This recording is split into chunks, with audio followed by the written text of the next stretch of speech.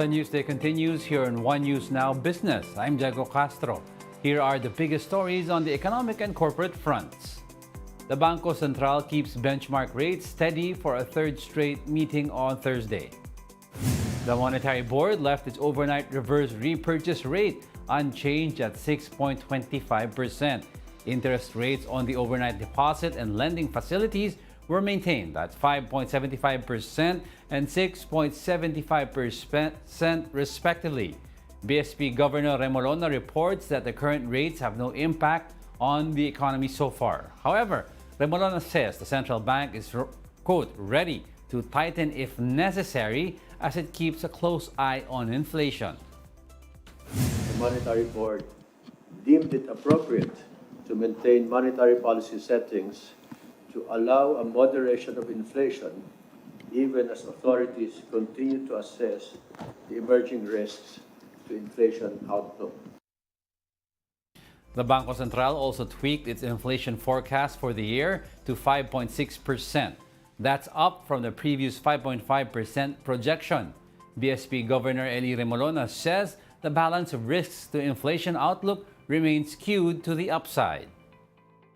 Potential price pressures are linked to the impact of possible higher transport charges, higher minimum wage adjustments, persistent supply constraints on key food items, and the effects of El Nino weather conditions on food prices and power rates. In other news, power rates are expected to continue falling in the coming months. The Energy Regulatory Commission said this is due to the softening of the global coal prices, as well as the declining rates at the wholesale electricity spot market or WESM. Electricity rates covered by Meralco fell this month as the generation charge declined for a third straight month.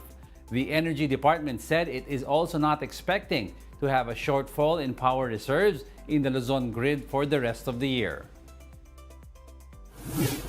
The Philippines' gambling industry is seen to double its gross gaming revenue by 2028. This as the country attracts more tourists such as wealthy Chinese gamblers amid the improving foreign travel guidelines. The Philippine Amusement and Gaming Corp or PAGCOR said the country's gross gaming revenue or GR could post at least 10% annual growth, which is projected to hit at least 500 billion pesos in 5 years' time. The country's GGR hit a record 256 billion pesos in 2019 until COVID-19 decimated the industry. We'll be back with more stories after the break. Keep it here on One News.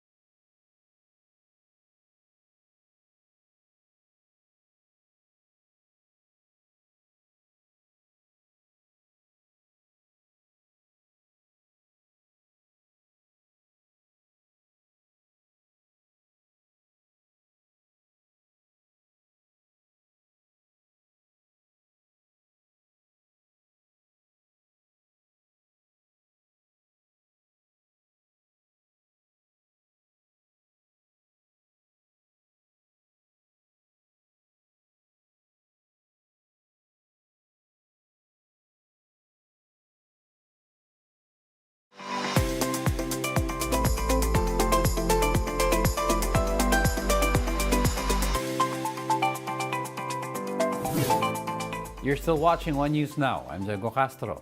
Defense Secretary Gibo Teodoro is opposing the new substitute bill approved by the House's ad hoc committee that introduces a new pension and retirement program for military and uniformed personnel or MUPs.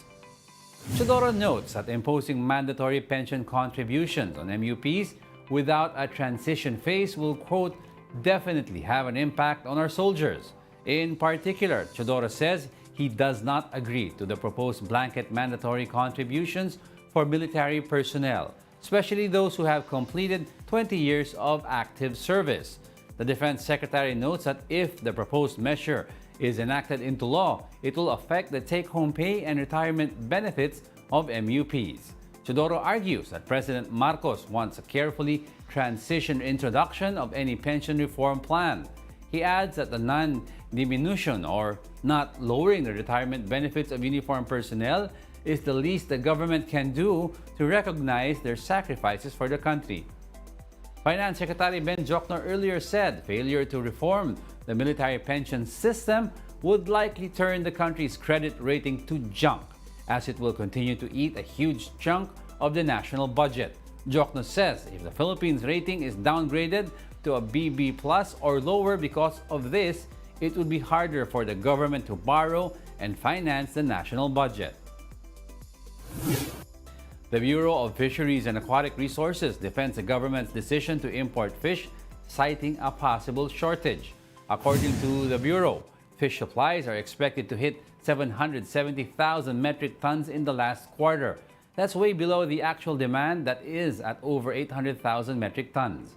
BFAR spokesperson Nazario Briguera says importation will prevent supply shortage during the closed fishing season from October to December. During that time, catching particular fish species is prohibited for reproduction. Briguera adds that imports will also ensure stable prices of fish products in markets following the law of supply and demand. The Agriculture Department has earlier approved the importation of 35,000 metric tons of fish. Ito rin yung binabantayan natin na hindi magkaroon ng gap or kakulangan doon sa supply ng isda sa ating mga wet markets, lalo na dito sa Metro Manila. Kaya ito yung ginagawang hakbang. Let's get the take of our local fishers on this matter. We have with us on the show Fernando Hiccup, National Chairperson of Fishers Group, Pamalacaya. Good morning, sir. Ay, magandang umaga. Digo, no? Yes. Yes. Magandang umaga po. Yes, sir. Good morning po. Let's get right to it. 35,000 daw metric tons of fish imports ang ginawa in the fourth quarter. Gagawin sa fourth quarter. Ano po ang thoughts nyo dito? Maraming tinututulan ng Pamalacaya, Pilipinas, import liberalization policy. Mm-hmm. Hindi po siya nakakatulong sa pagpapatatag ng ating industriya ng pansaan. At lalong hindi siya nakakatulong sa pag-stabilize ng sufficient supply ng ating local produce at nakaasa tayo sa importation. No? Yes. Kaya nga, kung matatandaan natin, no, last year, wala namang ganitong hindi tayo nag-import. Mm-hmm. Ibig sabihin, hindi naman natin naramdaman na mayroong kakulangan ng supply. Mm-hmm. Diba? Ngayon, bigla na lang, dahil magpapatupad tayo ng cruise-season fishing ban, ay meron silang sinasabi na kakulangan ng supply dahil magkakaroon ng production gap. Tama po. Paano ng pagpapatupad ng fishing ban, no? Yun ang tinututulan natin. Kasi hindi naman kami tutol sa pagpapatupad ng fishing ban through season. Yes. So, dapat mayroong plano. Tama. Na yung kakulangan na yan, sa panahon na hindi makapangit tayo mga commercial fishing business, dapat mayroong supply na gagawin. Yung ating gobyerno. Ito na yung intervention na locally produced dapat may preserve tayo na produkto para i-supply doon sa mga apektadong area.